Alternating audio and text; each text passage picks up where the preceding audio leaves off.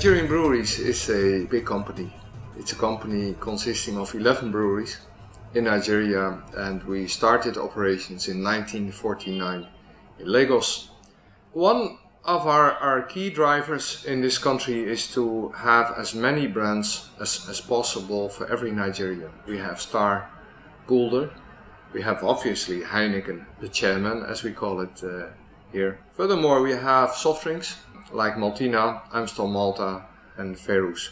For the production of these products we use malted barley, sugar, and we have obviously also flavors that we use. Except Heineken, all our recipes in Nigeria have a certain percentage of local raw material. We felt that the imported sugar component of our recipes could be replaced by local substitutes.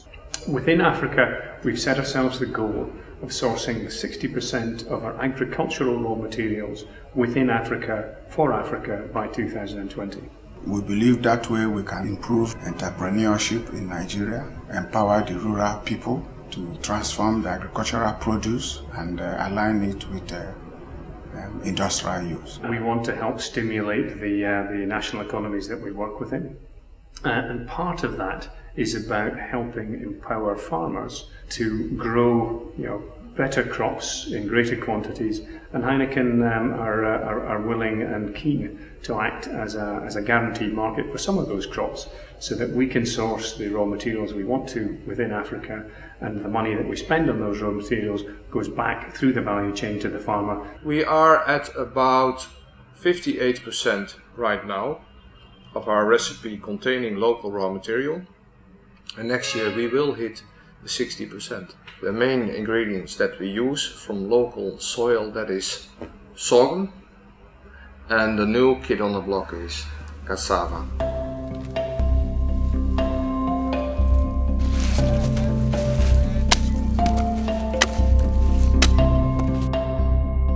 Presently in Nigeria, I think we are the largest producer of starch.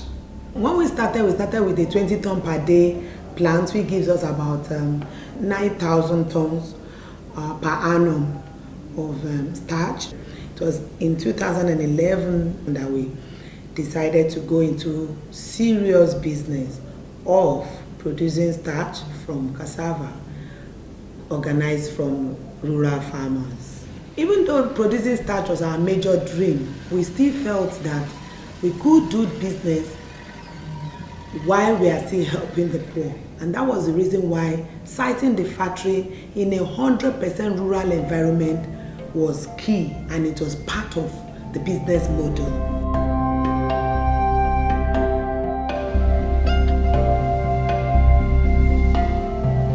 The core objective of 2Scale is to build a profitable commodity value chain. But it has always been on the aspect of building local networks that are connected to lead firms in order to confirm sustainability in terms of their market, which has caused them to have moved from subsistence level to commercial level. They are now doing business. They are seeing the farming now as a business. And currently in Nigeria, we are supporting about 34,000 farmers. And over 500 SMEs are also connected to them, and about 29.6% of them are women, which is, we are very sensitive about the issue of gender to ensure that there is fairness, there is gender balance, and there is equity in everything that we are doing generally. We work in such a way that farmers sell their produce before they produce.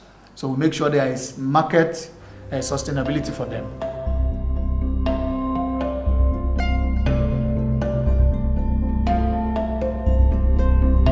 The starting process was because of the common interest of all the parties. So when we discovered that all these things are having a sort of common ground, the need to sign an MOU to fulfill this common agenda came into play. It involves even the Minister of Foreign Affairs in Netherlands, Madame Plumet, to come down to Nigeria. Everyone was happy that something new is going to start in Nigeria, which involve a lot of parties that are looking into a common objectives, which involve the public sector and the private sector. The objective of Nigerian Brewery, alongside with Heineken, was met because they are looking into quality sourcing, and 2Scale is looking into partnering with some of the local networks that can be linked up with Psaltry, to reach out to all these farmers within 50-kilometer radius around the factory. And in order to show the commitment on the side of 2Scale as a project, a partnership facilitator was employed who is having a vast experience in cassava production in Nigeria, who has worked with other international organizations. So Francis was hired shortly after the PPP was signed.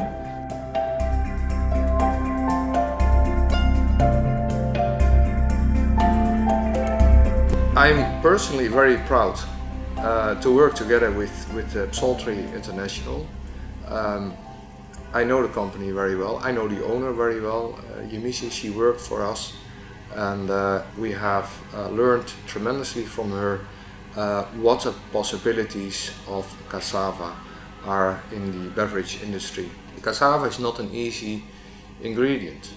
Cassava is very sensitive for spoilage. As you know, the moment you harvest a cassava tuber, it takes 48 hours and then it becomes poisonous because of cyanide formation.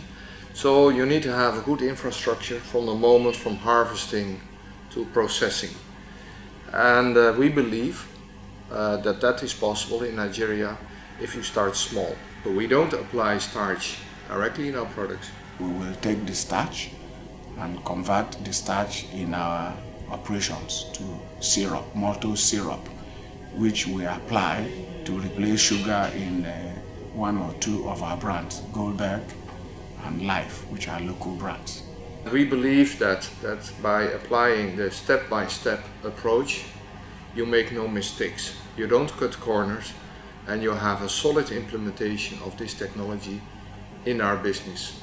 We are confident in where we are now and what the future potential is of sorghum, and we want to do the same strategy when it comes to the cassava supply chain development.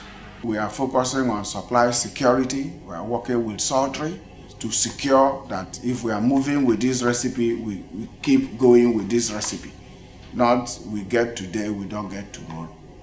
We are looking at quality. That's why you see us go backwards to support these processing companies to ensure that they always meet the quality specifications of the starch that we need. That's why the 2Scale project is working assiduously to ensure that that vision is achieved.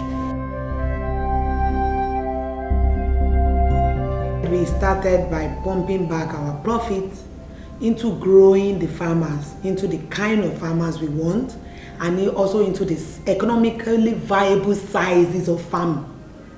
Because we felt the farmers were cultivating too small land size for them to be able to make profit. We saw that no bank was going to be willing to give these farmers any credit because they have no collateral. They don't even have an address. They just live somewhere in the jungle with some huts, some straw-like houses. Some of them just make some thatch and just live there. However, they are really valuable people. They own the land. They also are farmers. So in the first 2 years, we were investing our profit back in the life of the farmers. We had to provide tractors for them and move them from subsistence farming into middle-class farmers. We had to give them good variety stem, which we bought from IITA, which we grew multiplied on our own company farm so that we can supply the farmers. We had to give them chemicals so we can reduce the rate of manual weeding to chemical weeding, and then we now had the plan to give them fertilizers. All this we had to do by ourselves, and for how long are we going to do this? I mean, at some point it was becoming too weighty because every farmer in the vicinity wanted this help and we could not do more. We started with 150 farmers, we grew to 150 farmers, we grew to 500 farmers. By the time we got to 500 farmers, we had a queue of about 2,000 farmers who were willing to enter the loop of our agras, and we could not reach because we didn't have the capacity to do that. And it was at that point that Nigerian Breweries brought 2Scale to us to help us with these farmers, and that's one of the most wonderful turning points of this business. 2Scale helped us to train them, 2Scale helped us to bring them up as good farmers. They produce cassava for us. We use the cassava to produce starch. We supply Nigerian breweries this cassava. Nigerian breweries keep buying from us, so we keep getting money to buy from farmers. So it is such a strong symbiotic thing. If Nigerian breweries is not buying the volume they are buying from us, we possibly would not have grown this fast, because we have grown geometrically in 3 years. We have doubled our size in 3 years. This is because the volume required by Nigerian breweries is very large. This also makes us to mount pressure on our farmers, who also increase their farms. Two scale help us to help this farmer do this business in the right way, in a profitable way, in the way that is sustainable. So it is a win-win symbiotic relationship.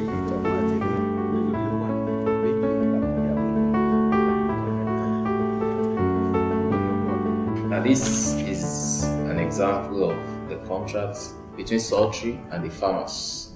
And this is where they give us almost all their information. We have the number of hectares, the address of their farm, and the address where they live. Then we have 2 guarantors that can sign their forms. We don't usually take a farmer just as a farmer. We only recognize a farmer who is in a group, because we've seen that it's easier to relate with them in groups than to relate with them individually. If they are in groups, then we can hold the chairman, we can hold the secretary, we can say this farmer has defaulted, we are going to pay up. But if it's just an individual, that individual can easily run away. So we have about 18 groups of farmers presently. They are scattered in 6 different clusters.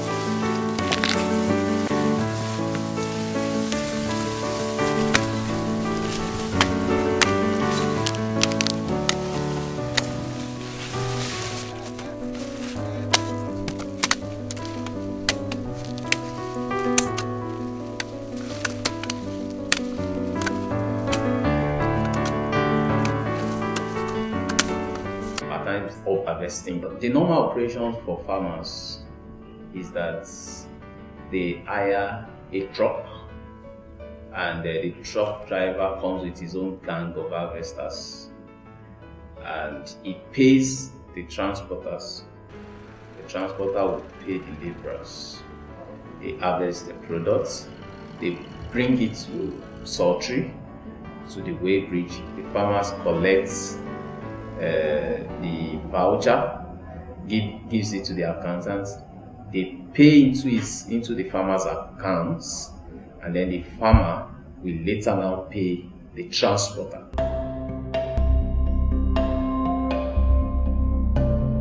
Within 24 to 48 hours, we process the cassava. We'll carry the cassava with the fork and put in the vibrating sieve to remove the peels of the cassava and the dust, and then transport the cassava into a dry cleaner.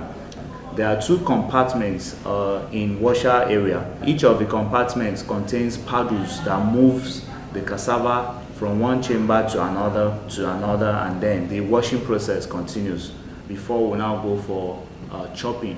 And then we have a screw conveyor that will push it down to raspberry that mills the cassava, breaks the cassava cells into fiber and starch. Then it will now go for extractors. Extractors will remove the starch from the fiber, and then it will now send the starch into what we call hydrocyclones. Then we'll have a pure starch of a high bumen. Bumen is like the viscosity of starch. So we will have a very good starch at the end stage of hydrocyclones. The drying process, we have our flash dryer and also heat exchanger and starch sifter.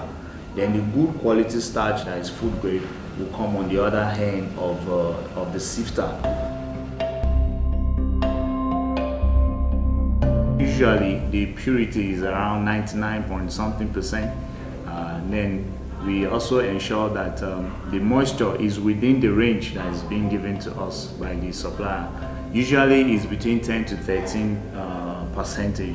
Whiteness is most especially, almost all the time we have 90 to 95 Weber. That's our whiteness. That means the starch is very, very good, very white. When you see it, you fall in love with it.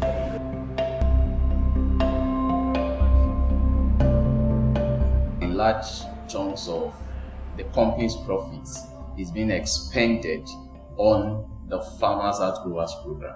It's a costly venture, and we do not want to continue this way because more farmers are coming, they are joining, and yet our capacity is limited. We do not have that resources to cater for all of them. So when 2Scale came with two different innovations, which is technical innovations and organizational innovation.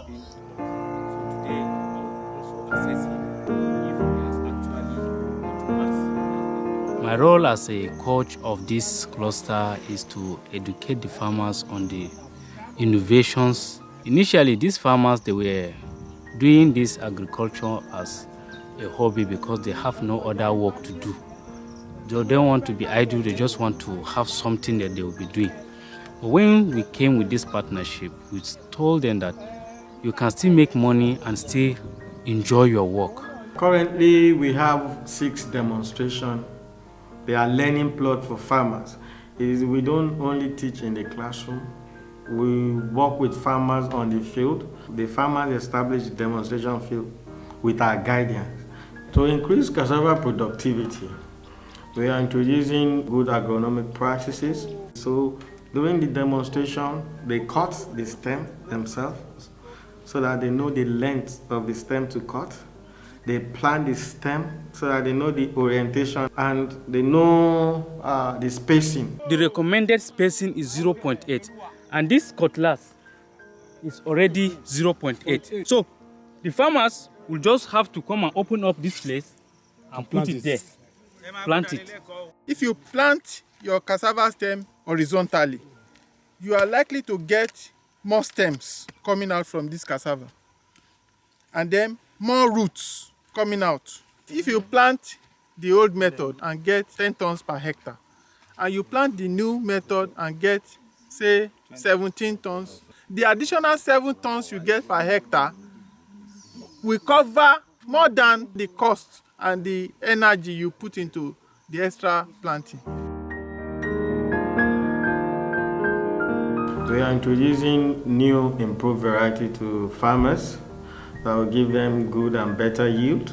We are encouraging women to go into stem multiplication. We empowered women with 1/4 hectare of new variety so that they can sell within their clusters. With this, we are linking up with IITA to look at what is new in their collection, varieties that have higher starch content than what we already have in the system. So because cassava responds to environment, we want to introduce as many as 5 to 6 varieties for farmers so that at every location they know what is best for them. For us to remain in business, we need to think about price competitiveness. We need to reduce our cost of production and increase productivity. Weeding is very expensive because there is no labor, and when you find one, it's very expensive. So farmers turn to herbicide. We are teaching farmers about safety. Safety is first when using herbicide. And we also taught them which herbicide to use depending on the nature of the weeds on their fields.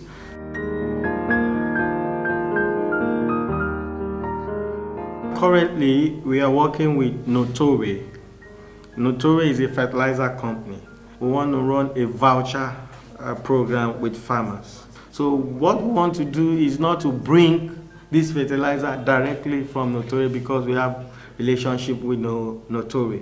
We want to channel this fertilizer through the input dealers. They don't need to start looking for 2Scale. 2Scale is bringing fertilizer. And when the fertilizer is coming, the input dealers is taking the fertilizer to Psaltry warehouse, where farmers already have money to pay. And the input dealers want to remove the risk of farmers paying costs for transporting fertilizer from his store to their farm. So the input dealer is coming to the farmers. We believe that is sustainable.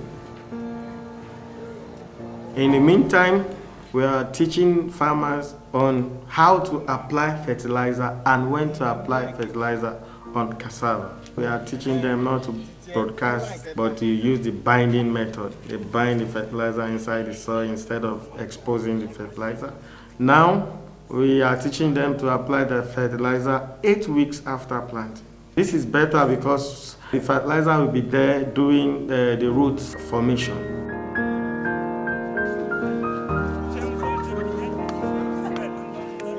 As soon as farmers are able to increase yield, we can reduce the prices by 10-15% so that we can transfer the reduction also to our buyers, and it becomes a win-win situation.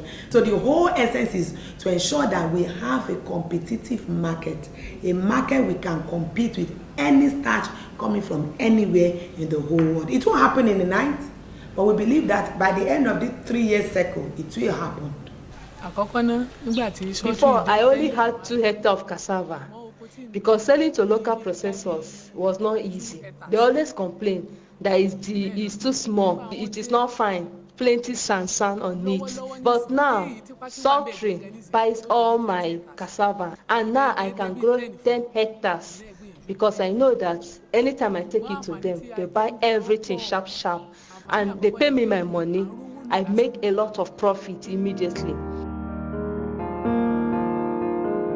Discover that it is not only technical innovations alone that they need, they also need organizational structure. Most of these groups, they only exist on paper, they don't pay dues, they are not committed, there's no benefits that they really derive from each other. So TwoScale, in conjunction with Psaltry, are now working with the farmers through the extension officers or the coaches that are working with the farmers to make sure that the group are cohesive enough so that they can take some of the responsibility that Psaltry is doing. And all that Psaltry will do is just to give them the assurance of ready market.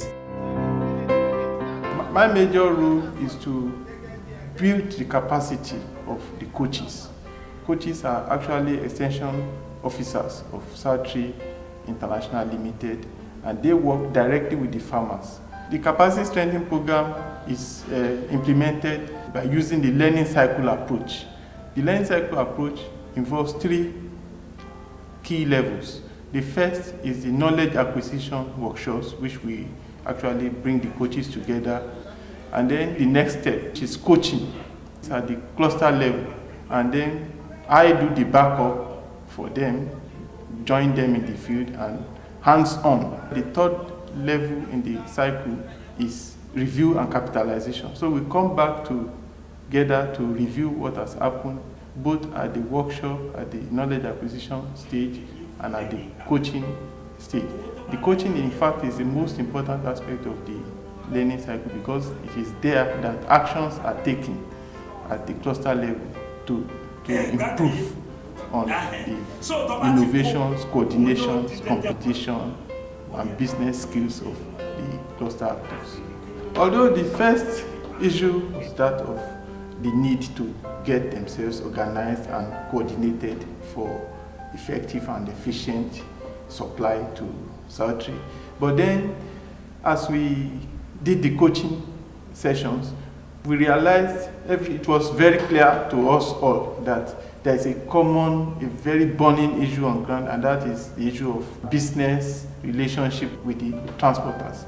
The issue really was that farmers were feeling cheated by transporters. The transporters are in group. They are strong, and we believe they cheat us. That is because they want to be paid per truckload, and so they quickly load the truck, often with about 2.5 tons of tuber in one truck, while a regular truck can load up to 3.5 tons. By this, they could do many trips. So farmers wanted transporters to load their vehicles very heavily, whether heavily loaded or less heavily loaded, the same price. the issue now came up that what can we do? So we sat down with the transporters, we sat down with the farmers, then we now said for them to be able to share the losses if there's going to be any, then the transporter should be paid per ton, so that if you don't load it very well, then you share the losses. After a very long negotiation during the coaching session, we proposed a price per ton, and that has finally led to the acceptance by the transporters, and so transport cost has reduced for us. There was another complaint by the transporter when we had a meeting. The transporters were complaining about prompt payments, that they were not being paid on time, and to them, if you don't give them their money for that time, by the time they come once, they will not go back the second time, because they need to buy fuel, because they need to do one or two maintenance. So we sat down, we say that even if farmers are not being paid, transporters will be paid immediately. So those were part of the resolution, and we took it to the management and they accepted it. The issue of the payment system for cassava loaded was not, according to the farmers, transparent. So Psaltry too had to adjust and create a system by which farmers could read their tonnage directly as the cassava truck climbs the weighbridge. Nobody needs to tell you how much your cassava is weighing. Initially, we were not seeing the weight of the load. The Psaltry person would just come and hand over a note.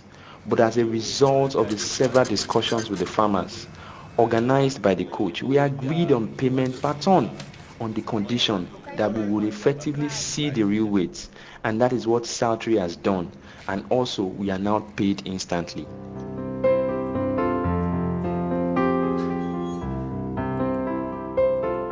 Although the transport issue addressed was the burning issue, was immediate and need for the moment, we realized that something long term should be in place, and farmers agreed that, well, other issues of transportation and negotiation with transporters will continue. It won't end there, and now they decided to have a farmers transporters committee which address issues and business relationships, coordination of transportation, harvesting dates, and relationship with Psaltry.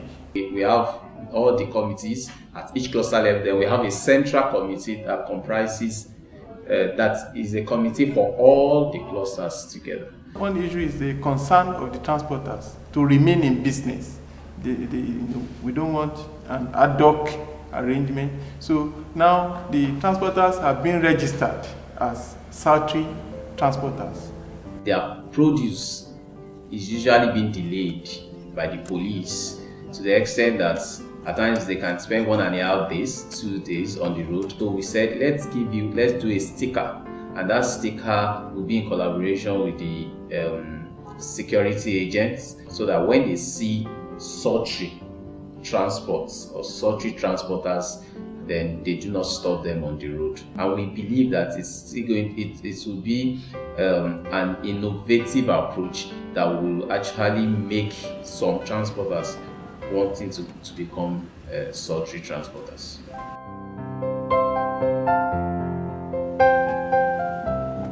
When the farmers actually saw the way the transporters are cooperating, their cooperation is high. If you meet a transporter and the transporter tells you it's 10,000, you cannot get it less anywhere. So when the farmers actually saw that kind of relationship, they said there's a need for them now to unite together. There's a need for them now to cooperate together so that they can compete with other actors, so that they can actually make their own decision and let the decision be binding to everybody. And that was what actually led to the coaching activity of farmer organization. Farmers began to realize that, wow, if we come together, we do better. If we coordinate, we achieve better, more efficiently at lower costs. They saw practical reduction in their transport costs, and this is now creating the impetus, the motivation to continue to meet regularly, to register, to pay dues for their groups. they are beginning to think that, well, some of these things that Psaltry does for us are things that our own committees can take over and do. Now they are beginning to pull their demand for inputs, for agro-services. They should be able to tractorize for themselves and let the group pay, and then when they bring in the produce, then individual can pay back to the group. In the past, Psaltry has been doing everything for us, providing stems, tractors for plowing, fertilizers, and even credits. But now, we see that we do really need to exist as a group, and that we should become stronger so as to stand on our own feet. 2Scale is now helping us in setting up our own groups. We have to regularly meet, discuss out issues, organize ourselves, even collect dues, so that in subsequent years we would have enough money to pay ourselves for the plowing, for the herbicide, for fertilizer. We can even rent tractor as a group and plow the fields of the members of the group. They can also have a bigger role with the bank. They can have big collateral for them to collect loan from the bank themselves. Instead of Psaltry standing in for them, they stand for the members of the group.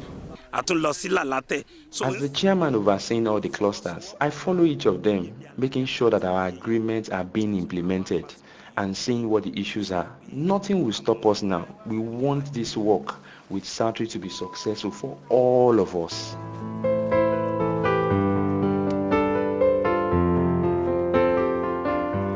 It has to get to a stage where we should be strong enough to be able to teach the farmers enough so that the farmers themselves can begin to train others.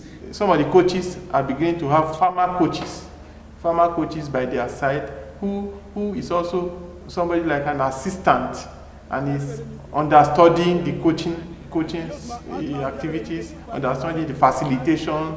We are building their capacities also for facilitation of their groups, and this is becoming something interesting. I'd like to take over from John now and then because he helps me to gain a lot and assist me when needed. By training other farmers, I have my antennas everywhere and I'm respected. Teaching does not necessarily mean technical teachings. It could also mean organizational leadership. It could mean going to other places to train other groups. By the end of 2017, we would have been able to grow farmers that are able to stand on their own, using their farmers organization as the negotiation power to be able to get their chemicals in bulk, fertilizers in bulk, access loan from the bank because of their credit record, which they have with us has been okay and good. And right now, it may amaze you that we now have all the farmers have bank accounts and they even get paid using their e-wallet.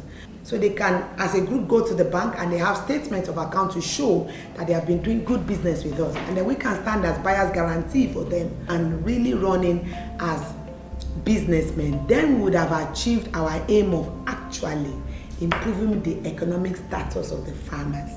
Even though we will always have the extension program as backup to check, to train new farmers, the older farmers will also be there to train the new farmers that are joining them.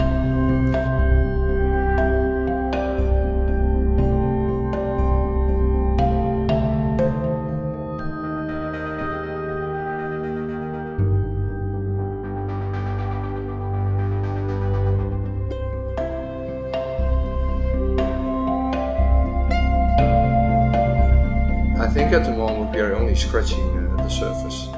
Cassava has a lot of potential in Nigeria, and if we develop it in a step-by-step approach, you will see in 5 or 10 years from now the cassava industry in Nigeria has developed it significantly. Cassava starch will ultimately replace imported sugar. It has to be cost competitive. Because if we are using starch to convert to sugar substitutes, then sugar is the benchmark. The risk of subsidies is that we all pretend the system works, but the moment you pull out the subsidy, the system often collapses. So from the start we have to make sure this is a sustainable supply chain. The very top on the agenda is to improve the rural livelihood of cassava farmers. That for me stands as number one, because that's where the real impact of the exercise makes more meaning. Gradually, poverty reduction is taking place. We have seen better livelihood for these farmers. They can now put protein in their carbohydrates and vegetables because of their earning power that have increased, which was brought about by the fact that we're able to bring Psaltry down to the rural environment. Now they can feed themselves and they can also have more income to also assist their children. We have seen more youth going to school in this environment now. My pikin that wants to go to university, Agric, I do not have money to send her to school. But now, because of my relationship where I don't get with Psaltry, they quickly buy my product. I just go to my farm, I uproot everything. Now, I send it to Psaltry, and Psaltry will just collect it and pay me my money. Now my daughter is in school. Most exciting for me because I have so many girl children around here now who look up to me and are happy to go to school because they want to be like me. And for me, that have eroded all the mosquitoes that have bitten me in this village for many, and all the troubles of having to be cut off from friends, cut off from fun of the city.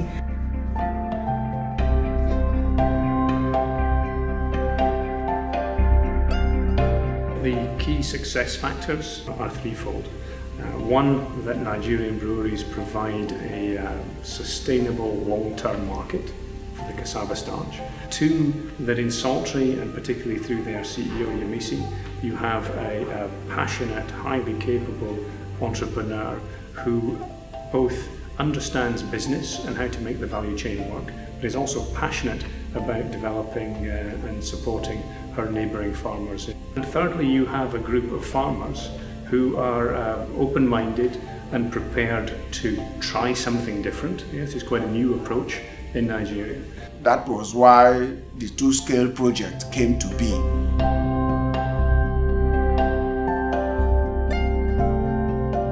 How do we scale this model so that it can supply our breweries not just in the western part of Nigeria where we're operating today, but in the eastern part of Nigeria, requires some careful thinking. I'm looking forward into the future of having this model in almost every state of Nigeria and in other African countries. Step one is scale within Nigeria, step two to scale within more widely within Africa, and step three is this global takeover of this way of harnessing cassava as a value chain.